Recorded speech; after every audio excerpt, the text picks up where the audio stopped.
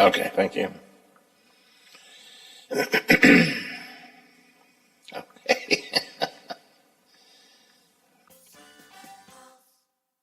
First Fridays are returning to Center Market in Wheeling this August 6th. Join us for the street party featuring Eli and the Mojo Kings performing at 8 p.m. Before the show, you can visit Center Market specialty shops and have dinner at one of our quality eateries. Meet, shop, eat, and then party with Eli and the Mojo Kings on First Friday, August 6th at the iconic Center Market in Wheeling. Sponsored by Main Street Bank, Wheeling Convention and Visitors Bureau, and the City of Wheeling. Hello, everyone. From the Watchdog, I'm the Storm Tracker, Darnell Foster. With a look at your local weather forecast for your Thursday. Mix of clouds and sunshine, a daytime high of 83. Partly cloudy overnight, 63 for the low. Clouds and sunshine mixing for a warmer day for your Friday, but highs in the upper 80s. Have yourself a great day, everyone. From the Watchdog, I'm Darnell Foster. The views and opinions expressed on the following program are not necessarily those of this station or its sponsors.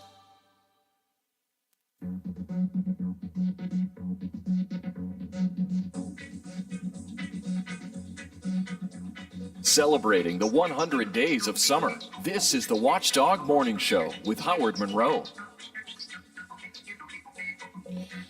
And bumping up temperature-wise just a teeny tiny bit, 61 and foggy at the Wheeling, Ohio County Airport, 62 and foggy here at my home studios in the Elm Grove section of Wheeling, and 62 at the Robinson Auto Group Studios downtown Wheeling in the heart of the Ohio Valley. As you just heard, a mixture of sun and cloud. The mid-80s, predicting 83 or so. Look for some scattered rain showers this afternoon. Hopefully they won't be nearly as bad as they were yesterday afternoon, or evening actually, when we turned into a pretty intense storm for a while. Other things coming up today: grassroots efforts to reach passage of a National Voting Rights Act are continuing, including what some people call the Manchin Compromise, air quotes there. Former West Virginia delegate and House leader Rick Staten offers his thoughts on that coming up in a bit. As COVID cases continue to rise, mainly among the unvaccinated, questions are lingering about guidelines for back to school. Brad McElhenney tells us what the current Mountain State plan seems to be. We were talking about that. And Biffy, are my guests ready? We're going to be talking about this. I'm looking forward. This will be kind of fun. I love children's books. I read mystery books when I was a kid. I read them to my kids and had my kids read them. And now with little 6-year-old Teddy, I'm trying to get him into reading things. Ron Roy is author of a hit children's series of books, A to Z Mysteries. Over 10 million copies of that are in print. And then they've made a podcast out of that, and he and the producer of the podcast, Maggie McGuire, are here with us as well. Folks, thank you for joining us this morning. Good morning. Good morning. Morning. Ron, tell me about the book itself for the series first. I used to love those old, I say old, they were old because I'm old. I used to love mystery stories when I was a kid. Tell me about the A to Z Mysteries. You probably read the Hardy Boys and Encyclopedia Brown and things like that, which are, back in the 30s and 40s. The Boxcar Kids and Nancy one of my favorites, absolutely. Yeah. Yep. Well, I was a big reader when I was 8, 9, 10, 11, and I was reading, actually, The Black Stallion was, I don't know if you know this, The Black Stallion, the movie with a beautiful horse on the island. That became a series. There were, I think, 13 Black Stallion-oriented books, and I read every one of them. And I think I early formed a love for the mystery genre. And then, fast forward, I was teaching school in Connecticut, and I used to read to my kids every day, a lot, and read Charlotte's Web and yada, yada, yada. And one day I started reading a mystery, and they loved hearing a new chapter every day. So I went home and I thought, I'm going to try to write a mystery. This is back in the 70s or so. And so I started, and it took years before I got published, and I finally decided I love the genre, the mystery genre. So I wrote a book called Dink and the Dimpled Detective. And I thought that was a great title. It was a story about a bank robbery in Connecticut. Sent it off to a publisher, and after a while they got back and said, we love the story, we love the writing, we hate the title. We're going to change the title to The Bald Bandit. And do you have any other stories with these same characters? And as it happened, I had just completed The Absent Author with the same characters, and they said, "Oh my goodness, now we have two. How many can you write?" So I said, "Well, how many do you want? How many would you like?" And they said, "Can you write one for every letter of the alphabet?" And I said, "Sure, I can." You know, ha ha ha ha. Of course, So I can do that. Of course, I can do that. It took me 9 years to complete the 26 books, and since then I have written 2 splinter series off of those with the same characters. So it's been a long process and a fun-filled for me and delightful. And I can't tell you how glad I am that these stories in any form, written or visual or reading, are getting out to millions of children around the world. I'm just thrilled. And Maggie, you're the CEO of the company that produces the podcast about this. How did it come from turning these from a book into a podcast? Yeah, Howard, 2 things really drove us to reach out to Ron. One, our personal love of the book series, A to Z Mysteries, Calendar Mysteries, and Capital Mysteries that Ron wrote. My kids are now teenagers, and they read every single one of those, cover to cover, like they were eating candy when they were young. And I'm a former teacher who knew them very well when I was teaching my students. So, one, the mystery genre is really hot for kids. It's never faded. It's still a hot genre. And 2, the calendar mysteries, A to Z Mysteries, great characters, perfectly appropriate for 8 to 9, 10-year-olds. That sort of first step into mystery solving before you get into more advanced mysteries as you get older. And we believed there was a real opportunity to take these beloved characters and the mysteries that Ron wrote and bring them into the podcast space and do something a little bit different. So in the A to Z Mysteries podcast that Penna produced, we invite listeners into what we've called the Clue Club. And they join Ron's lead characters, Ruth Rose, Dink, and Josh, in every mystery as listeners to help solve the clues. And literally, we are stopping and breaking the fourth wall in the podcast, and the characters really say, "Hey, listeners, Clue Club, we need your help." And so it's such a personal, very, very personal experience as a listener to this podcast. You feel like you are part of this mystery solving club. And by the end of the podcast episode, you, along with Ruth Rose, Dink, and Josh, have solved all the clues and unraveled the mystery. I love this. By the way, I want you both to know I'm going to go out and get some A to Z mystery books now because you're taking me back to the days of my youth. This is the kind of stuff I used to love. Who is listening to the podcast? Is it people who read the books, kids who read the books and wanted to hear more about it? Or is it introducing new fans to the books? Which way is that working? Well, the beauty of this is that it's a little bit of both, Howard.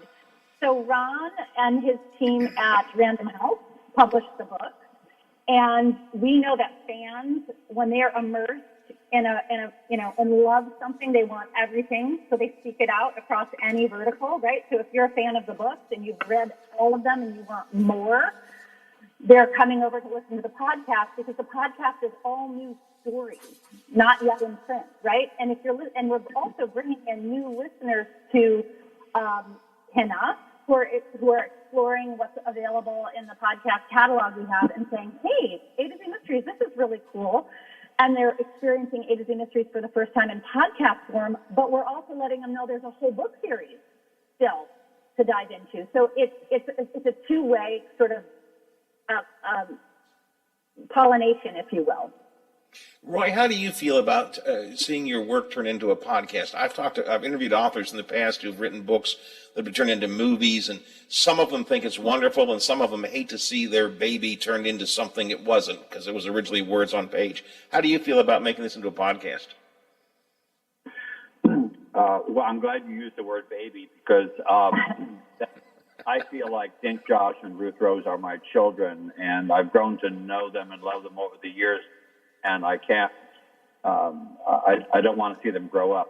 But Maggie, I think what your team has done is brilliant because kids love to be invited into something new, and this is a way to do it. I love that my characters are finding new audiences. And thank goodness every year there's a new crop of 8-year-olds coming along. And, you know, reading is first, in my opinion, and everything else comes second, including food. So this is a big thrill for me. I wish the Pinna folks all the luck in the world to continue it. Before I let you guys go, real quick, what kind of response you get from parents? I mean, are they, you know, a lot of parents worry about screen time in terms of video screens. Do they worry about podcast time? I really haven't done a lot of research into podcasts and kids. So how do very quickly, I know you got to run, but very quickly, how do parents feel about this? You know, I think we're at a moment in time where there is a welcome response to non-screen time activities, which includes listening and active listening, which is the secret sauce to Pinna programming. Parents love it. It's sparking kids' imaginations. They're bringing the pictures that match the storytelling in audio. Kids aren't holding their phone or engaging in more of a passive screen time. They're literally lit up. They're trying to solve the mystery alongside these characters in A to Z Mysteries. They're actively listening as they're, you know, learning something new on a nonfiction podcast.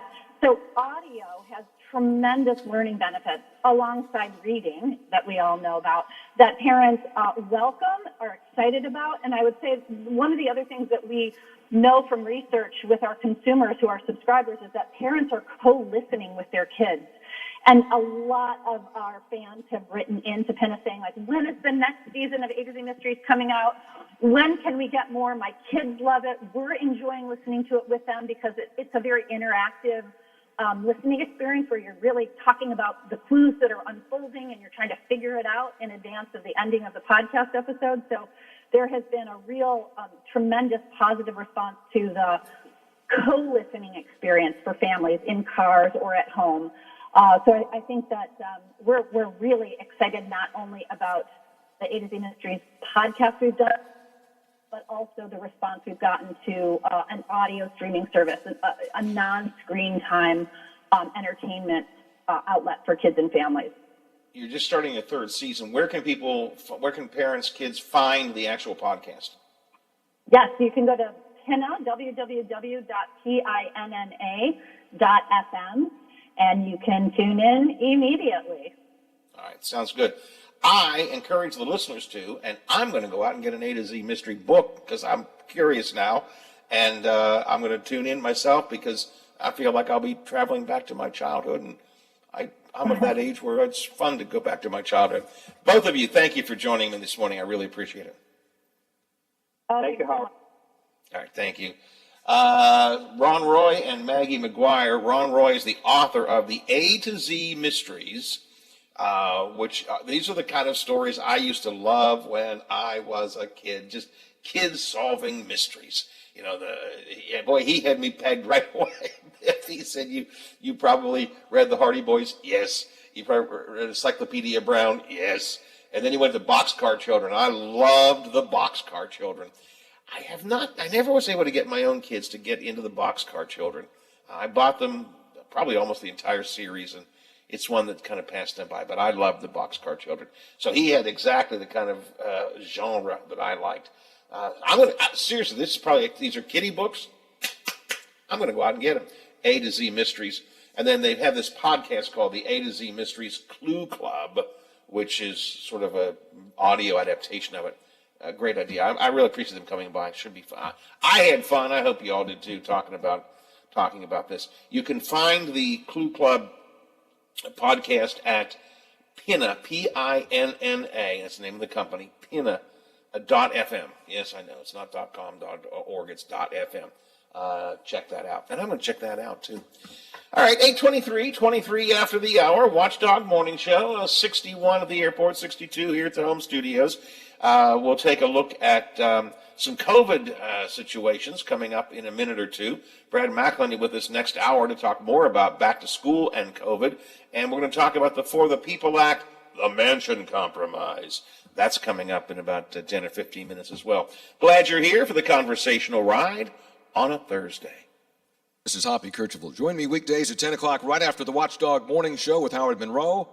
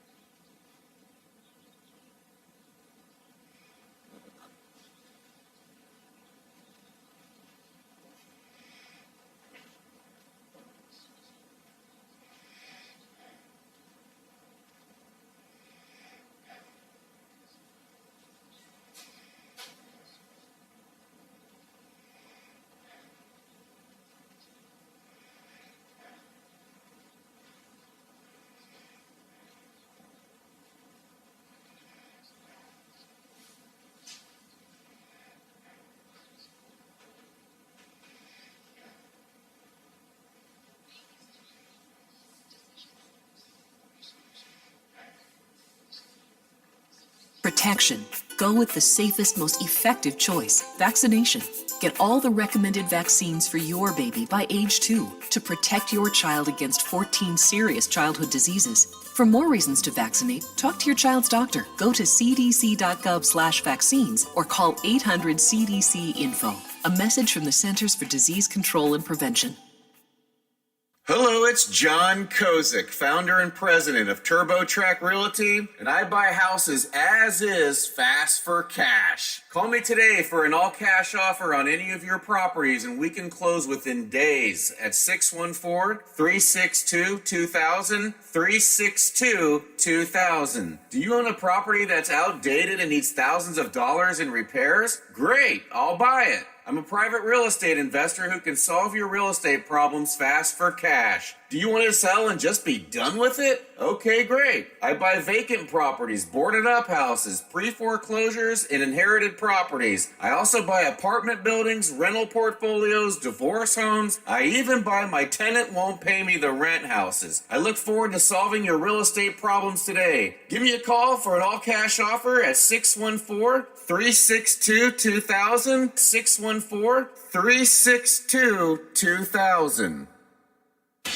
Hi, it's Tony Caridi, host of the CityNet Statewide Sports Line right here on Metro News. Join the Senator, Brad Howe, Coach Greg Hunter, and myself as we discuss the day's biggest sports stories, talking with coaches, former players, and sports writers from all over the state and across the nation, bringing you the latest from the high schools, colleges, and the pro game. So don't miss the CityNet Statewide Sports Line weeknights at 6:06 here on the Metro News Radio Network and streaming live at wvmetronews.com. We're on air, online, on video, and on demand. Find us where you like us. This is the Watchdog Morning Show with Howard Monroe.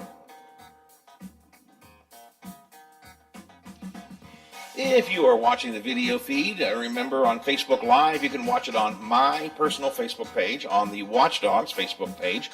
You can also catch it at our website, watchdognetwork.com, and you can catch the archives on our YouTube channel. Check the Watchdog on YouTube, and you can catch all the archives of all of our shows forever and ever. Amen. If you're watching live on Facebook, I do ask you, if you can, to hit the like button and also hit the share button. Share it with your news feed or your timeline, or if you have a group of some kind you're part of you think might be interested in listening or watching the Watchdog Morning Show, by all means do that as well. Don't intrude on those groups if it's, don't put the Old Monroe on the food page. Well, actually, probably that would be appropriate, but my point is people go to the Food Fanatic page to get ideas for food. They don't want to see a talk show. But if you have a news group of some kind or a group page that you're involved with that you think this might be appropriate, be sure and do that. So like us and share us if you are watching. Oh, second cup of coffee. Biff, there are just days when the coffee tastes good. Most days I drink a little bit of it and it's just there. Then there are days that I just really am just getting off. I'm jonesing on coffee. Today's one of those days. What are you drinking, pal? Water. You've been big on water almost all the time lately, huh? Well, when just to stay cool in the summertime? Yeah, I mean, when it's warm outside and warm inside, coffee just doesn't, it's not going to get it done. So I usually just go water or Gatorade or Pedialyte, just something to stay hydrated and going. I mean, water is my second choice in the morning. I have my bottle of water here, but today's one of those days where the coffee just tastes good. I'm just really, really enjoying it. Got the new map in front of me. New as in yesterday's map. Every morning when I share the map with you, it's from yesterday. The new map will be out a little bit later on. This is the map from the Department of Health and Human Resources. Keep in mind, it is not a map that reflects on the schools or anything the way we did back last year. But this is a map put out by the Department of Health and Human Resources in West Virginia that kind of gives us a sense of where counties are in their infection rate for COVID. Right now, in our panhandle, we have Ohio and Brooke counties. Brooke and Hancock counties are still in the yellow. Then we hit the orange for Ohio County, and then red for Marshall County. Marshall County, one of two that's still in the red. And then Wetzel County is also in the orange, and Tyler is in the gold. So nobody green up here in the Panhandle, and Marshall County is in the red.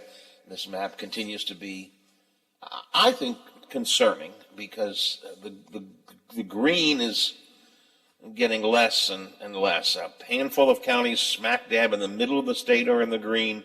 A couple of southern counties down to the Virginia border side are still in the green.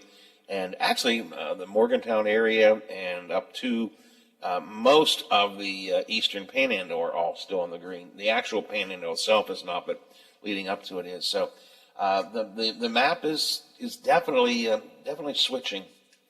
And I just don't know where we're going to go. With mask mandates, the governor has said he absolutely is not going to impose a mask mandate. I understand where he's coming from.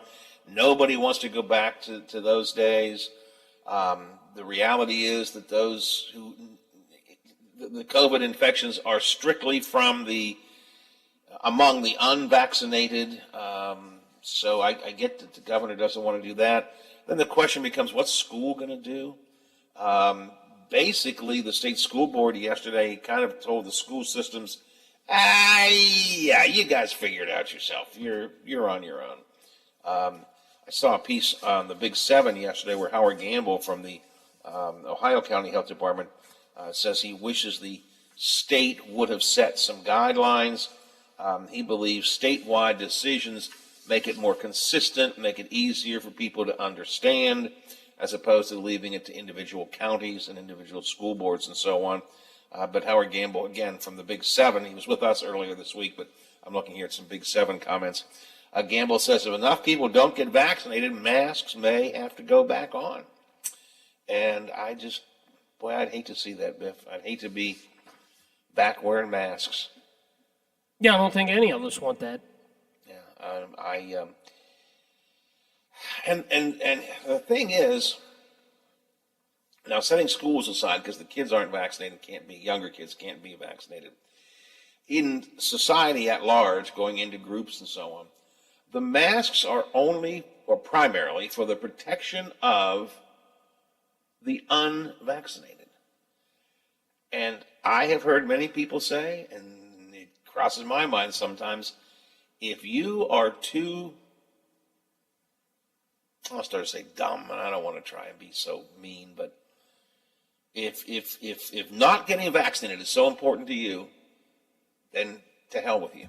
If the fact that I, as a vaccinated person, can pass along the virus, I mean, if I were to wear a mask, it's not for my protection, it's for the protection of the unvaccinated.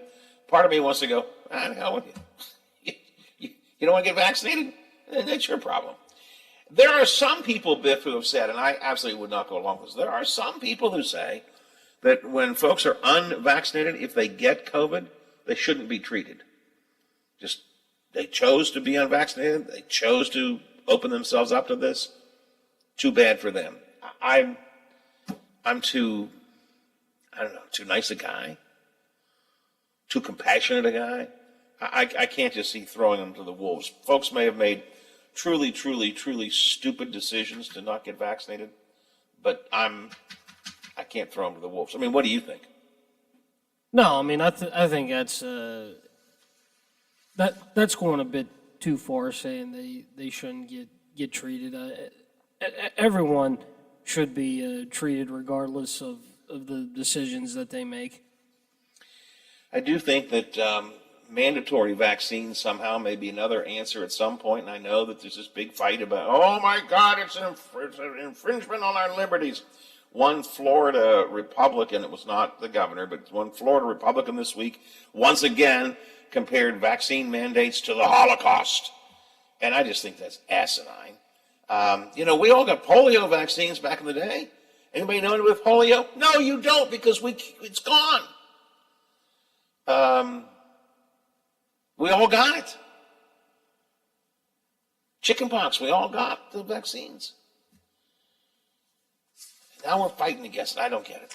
We'll talk about what's happening in the schools with Brad McElhaney coming up in the next hour of the show here on the Watchdog Morning Show. 8:35, 25 till the hour. We're going to talk with Rick Staten, who is a former member of the House of Delegates in West Virginia. And we're going to talk about the For the People Act, the Voting Rights Act, if you will, the National Voting Rights Act, and what's being called the Manchin Compromise.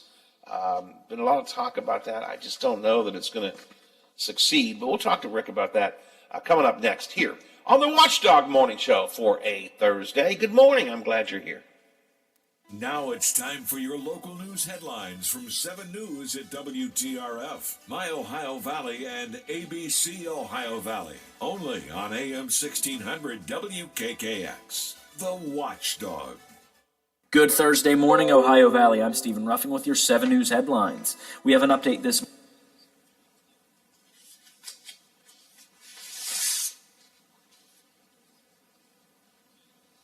Okay, did he pronounce his name? Did he say Staten or Staten? That's what I thought. Just want to double check. Thank you. Appreciate it.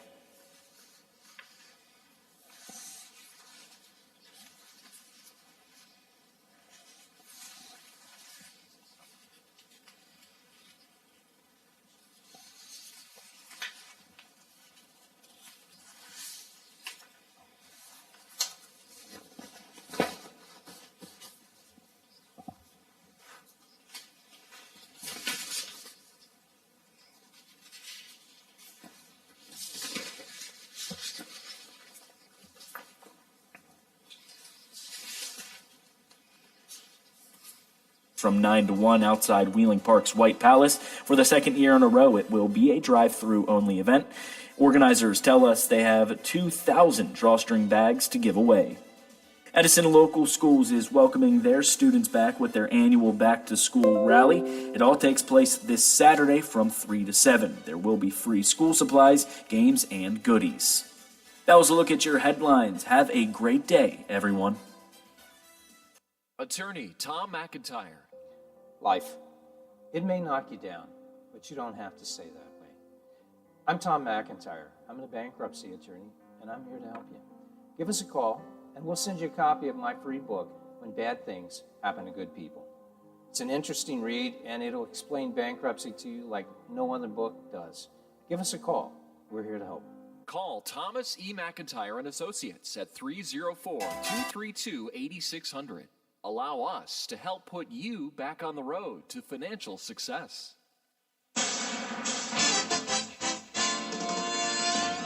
Metro News Sports, good morning. I'm Kyle Wiggs. West Virginia Amateur Championship goes to Hurricanes Philip Reel. He shot a final round 65 to win the 102nd West Virginia Amateur by 9 shots. Reel finished at 10 under par. He'd opened the day with a one-shot lead over Chris Williams. Reel began to build that lead with back-to-back birdies on the 6th and 7th holes. I didn't even realize I shot 65 till I was done. I was nervous to start the day, and kind of got the first putt to go, first good shot, loosened up a little bit and started hitting it really well toward the end, and just played good, safe golf coming down the stretch, and kept putting well, which is kind of the bread and butter all week. Bridgeport's Hudson Chandler was the only other player to break par Wednesday on the Old White Course. He finished as the runner-up to Philip Reel, again, who wins the West Virginia Amateur. He wins by 9 shots. American Legion Regional Baseball in Morgantown. Morgantown Post 2, the host team led Harrison, Ohio 3-0 in the 5th. When the rains came, that game was suspended. They'll resume it at 8:30 this morning. Rockport, Indiana scored 8 runs in the 7th and stunned Bridgeport 11-10. Midland, Michigan over Barrington, Illinois 7-1. Owensboro, Kentucky over Rock Island, Illinois 6-3. You're listening to Metro News, the voice of West Virginia. Major League Baseball, Milwaukee topped the Pirates by a final of 4-2 on Wednesday. Reds beat Minnesota 6-5. Yankees over Baltimore 10-3. At the Olympics, the U.S. soccer team won the bronze medal, beating Australia 4-3 in that bronze medal game. The U.S. men's basketball team is on to the gold medal game. United States over Australia 97-78. From the Metro News Sports Desk, I'm Kyle Wiggs. The timeless sounds of polka live here. Join us 9 to 11 a.m. on Sundays for the Polka Showcase with Rich Biella. Sunday mornings never sounded so good. Miss a part of the show? Want to hear a segment again? Check out our podcast page at watchdognetwork.com. The Watchdog Morning Show with Howard Monroe continues. Coming up today at 10:06, it's Statewide Talk Line. My good friend Hoppy Kercheval will be in today, among other things. Hoppy will be talking about mask mandates and a few other matters. I may join Hop today. We're kicking around whether I'll come on today, and he and I may kick a few subjects around, so I might be on Talk Line today. We'll have to wait and see. Coming up in the next hour of this show, we're going to be talking with our buddy Brad McElhenney from Metro News about what seems to be the statewide guidance on going back to school amidst the COVID rise, mask mandates, remote learning, what's going to happen, who's going to make the decisions. Brad and I will kick that around coming up in the next hour. Still pending on Capitol Hill is this campaign finance reform and voting rights legislation bill. And we've talked a lot about it, the For the People Act, and then what they call the Manchin Compromise. Senator Joe Manchin, as you know, we've talked about it before, proposed a couple of modifications to the bill that make it more palatable to him because he had his own specific concerns. Former West Virginia House of Delegates Majority Leader Rick Staten is with us today to talk about that a bit. Rick, good morning. Welcome to the show. Good morning. How are you today? Good. Does this Manchin? I'll get in a minute. I'll get to what the Manchin Compromise is, but let me ask you the politics of it. Does the Manchin Compromise mean there's a greater chance of this act or some voting act getting passed? Do you think? I think it increases the chances. It certainly still has the high bar of the 60 vote for the cloture or filibuster vote. But, it's closer to that mark. It has some more Republican interest than the original For the People Act did. What are some of the key things that you think maybe I should ask this question. Do you think the Manchin Compromise is a good idea? Yeah, I do think it's a good idea. It mirrors a lot of what we do here in West Virginia, actually, and it kind of does what legislation should do, which is takes things that are agreeable to some and discards things that can't be agreed upon, and looks for middle ground in other issues. An example is voter ID, how to handle certain aspects of locality voting and things like that. Voter ID is a good example, I think. That's been a sort of a point of contention. Senator Manchin feels that voter ID makes some sense, but if I understand his proposal, it would be to make the form of ID would be much less burdensome for people. Is that right?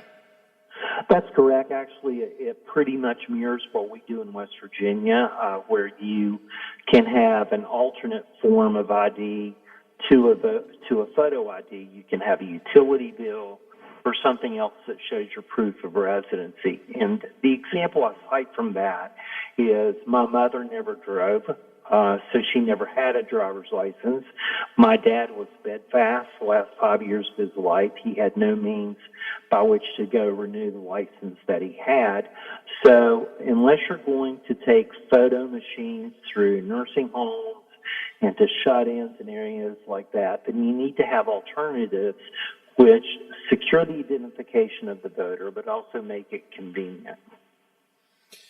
When you and I talked before, one of your big concerns was dark money. Do you think, is there still a dark money provision in here that would make you happy? I know you were very concerned about that.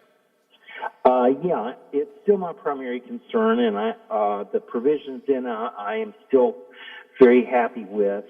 My big concern with the dark money issue is transparency, that we know where the sources of income are coming from and how they're being spent. That remains in the Manchin compromise, and I think that's really one of the signature parts of the compromise. So here's the thing that I worry about. Let's just divert a second from the specific bill, but sort of the general mood on Capitol Hill right now. It is such a divided body, the Senate and the House. I mean, Republicans and Democrats are just cats and dogs or whatever. They don't get along well. Your days in the legislature, I think everybody tried to get along and do what was right for the state, even if you approached it differently.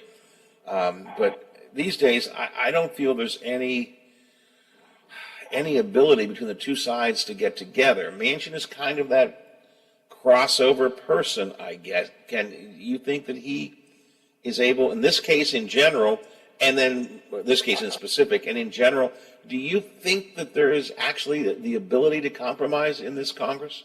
It's Congress and Senate. Well, I agree with you. I hate that divisive atmosphere. I hate the up and down votes that they have, particularly in the Senate, where in the past, if you didn't get your 60 votes on filibuster, the issue was dead and you moved on to another issue. What I'm encouraged about with the Voting Rights Act, which is similar to the exercise that the Senate has just gone through with the infrastructure bill, is that in spite of the cloture vote, which failed 50-50 on the Manchin compromise, they have continued to talk. So that's really what the legislative process ought to be about, and that I think can gather some votes. Will it ever gather 60? I don't know. It's much, admittedly, less likely to do so for something like voting rights than it would be for infrastructure, but I'm encouraged that at least they're continuing to talk about it and educate each other. You weren't on Capitol Hill, but you were in elected office. So let me ask your opinion. Do you think the filibuster, the Senate filibuster, is of value? Should it be done away with or modified or changed? You know, to be quite honest with you, I have always been somewhat of a critic of the way Congress operates as it relates to state legislatures. You know, I think state legislatures across the country, not just West Virginia, operate much more efficiently, I think the filibuster has become a tool of a death knell as opposed to a slow down or let's talk about it that it used to be. So I think there does need to be filibuster reform. I'm not as adept on the ins and outs of how it's to be used than others, but I think they should look at the threshold of 60. I think they should go back to what's called the Mr. Smith Goes to Washington model, where you actually have to take the floor and talk about the bill as opposed to just filing a card and saying, I'm going to filibuster this. But make the person do the work to try to convince the others to stay with them. I'm also intrigued by this. Some people call it the flip filibuster, where you need 41 votes to continue to filibuster as opposed to 60 to stop it. It's interesting. I haven't heard that. That's an interesting approach too. I by the way, I'm with you. I think that I understand Senator Manchin's point of view about protecting the filibuster because it does protect a minority, and even though right now Democrats are in the majority, we will someday, maybe someday soon, who knows, be in the minority again. So you want to protect the rights of the minority, have some, mechanism to deal with this kind of stuff. But on the other hand, if you're going to try to filibuster a bill, for God's sake, at least get up there and filibuster it. I mean, I've always thought a filibuster meant somebody stands up and starts talking. So I think at the very least you ought to, I think the phrase Senator Manchin used once upon a time was, it ought to at least be a little more difficult, which I would tend to agree with. Yeah, I agree too. Let me go back to the Manchin Compromise for the Voting Act, for the People Act. We've talked about a few things. What are some other aspects of what the senator wants that was different than the original proposals? Well, a lot of what he has in it isn't what I would call a want, as I would call a compromise or elimination of provisions. There were several objections, particularly from county officials here in West Virginia, that the original act was too compromising on voting methods and things like that in local elections. A lot of that has been scuttled. It does have uniform standards for early voting. It makes it does something that I think everybody agrees upon, which makes Election Day a public holiday. It does have the gerrymandering provisions, which call for bipartisan commissions to draw congressional and legislative districts. That's something that's new in this legislation. It compromises the automatic voter registration. The older provision was that when you register at the DMV, you're automatically registered to vote. This gives you an option to opt out of that provision. Yeah, you mentioned something, again, I'm jumping back and forth, and I do apologize for that. We have redistricting coming up here this year in West Virginia, and everywhere for that matter. You have any thoughts on how that's going to play out? What do you think is going to happen here in West Virginia?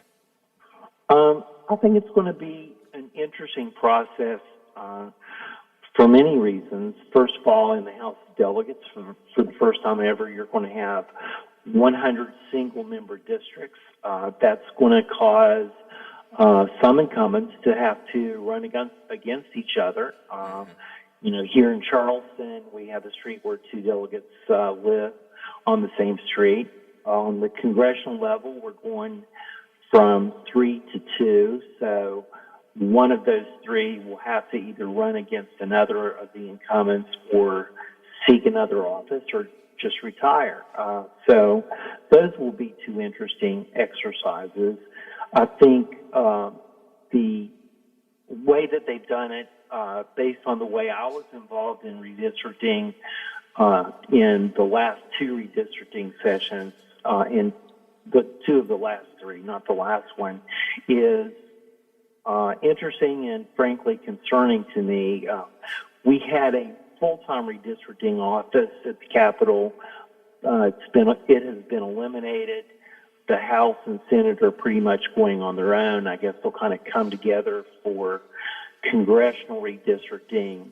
They're going to use the same software that they've used for several years, but I worry about the loss of that staff institutional knowledge in the redistricting office, especially when you're dealing with a Republican legislature that has never been in charge of redistricting before. You mentioned that some current multi-delegate districts may end up pitting people against each other. You also could see in some of those multi-delegate districts that the redrawing of the district might give the individual. I'm thinking in Ohio County here, for example, we have two delegates right now, Erica Storch and Sean Fluharty. Conceivably, I have no idea how it happened. Conceivably, they could redraw districts in a way that might allow them each to have an individual shot at their own. Just depends on how the districts get redrawn. Yeah, that's true. And I'll tell you something that I discovered from my experience in redistricting is it's kind of every person for themselves. So priority number one is getting a district drawn that you think you can win in. The secondary priorities are things like party control and things like that. So people are going to be looking out for themselves. I guess that's human nature and human political nature, but they're going to look for ways to draw districts that protect their electability. I think a lot of the general public, and maybe it's not people who listen to shows like this because we tend to be more politically aware and astute, but I think the general public doesn't understand what a big deal redistricting can be. We hear a lot of talk about we're going to lose a congressperson and, I'm going to redraw the district down the middle or, sideways. That really, to me, isn't the biggest and most important thing. It's how these individual districts get redrawn and who's going to redraw them. And as you point out, this is where built-in political strength can come from. You can build a Republican district or a Democrat district for that matter, which then gives somebody in that district almost perpetual guarantee of getting elected because it's an all Republican district the way it's been divided up. And I don't know the general public understands how important this redistricting really is. Yeah, I agree with you on that. And that is one of the advantages of going to commission-drawn districts, which a lot of Midwestern states have done for years, because those districts are less likely to be challenged in court because those people are nonpartisan, or at least they're equally divided in a partisan basis, and they look at the true legal tests of what a district should look like, which are things like compactness, community of values, and things like that, and they ignore the more partisan aspects of drawing the district. Absolutely. Rick, I appreciate your time this morning. Good conversation. I like to pick your brains from time to time, and I appreciate your opening them up to us and let me pick them for Always glad to do it. Thanks for joining us today. We'll talk again, perhaps. Thanks very much. Thank you. Rick Staten is a former member of the House of Delegates, former Speaker of the House of Delegates, as a matter of fact. And I like to pick the brains of people who have been involved in politics and maybe aren't right now, because sometimes that gives them a little outsider looking in perspective, but with the insider knowledge. So I thought he might be a good guest. We've had him on before, and I appreciate his talk. This Manchin compromise is a big deal. A lot of people are talking about the Manchin compromise and whether it can make its way through or not. Secretary of State here in West Virginia, Mac Warner, has been wrote another op-ed this week against the For the People Act and against some of these voting rights changes at the national level. Big thing that and I must say, I get the concern. You don't want all election nationalized. The local control has some value, state control, and even your local county clerks have some power and authority to handle elections the way they need to be done in your area. So I get the concerns that are raised about trying to nationalize standards, but I think you have to have some national standards. I think making sure that there is adequate early voting, making sure that there is adequate ability to do mail-in voting. Look, it worked perfectly fine in West Virginia. absolutely fine this last time around, and all across the country, but I'm focusing on West Virginia. Worked perfectly fine here. It was done because of COVID. I understand that, and the governor had the emergency powers to give the Secretary of State the power to, modify some of the rules. But it worked. So why don't we just keep on doing it? It lets people vote in a way that's most comfortable for them. I don't know. Maybe you don't want people to vote comfortably. I don't know. All right, just about 9 o'clock here on the Watchdog Morning Show. It's a Thursday morning, and coming up next hour, Brad McElhenney with me. We'll be talking about the going back to school and what are some of the guidelines or lack of guidelines from the state level. Also, some entertainment news next hour. A couple of interesting tidbits in the entertainment world I want to get to.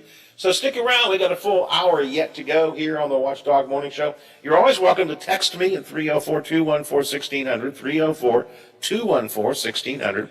And you're ready if you would like to. You can also use the CityNet hotline at 304-232-8255. The Watchdog is FM 98.1, AM 1600 WKKX Wheeling, FM 97.7, AM 1370 WVLY Moundsville. The ABC News is brought to you by Thomas Auto Centers, Mall Road, St. Clairsville. Get the best deal at Thomas Auto Centers. News. I'm Sherry.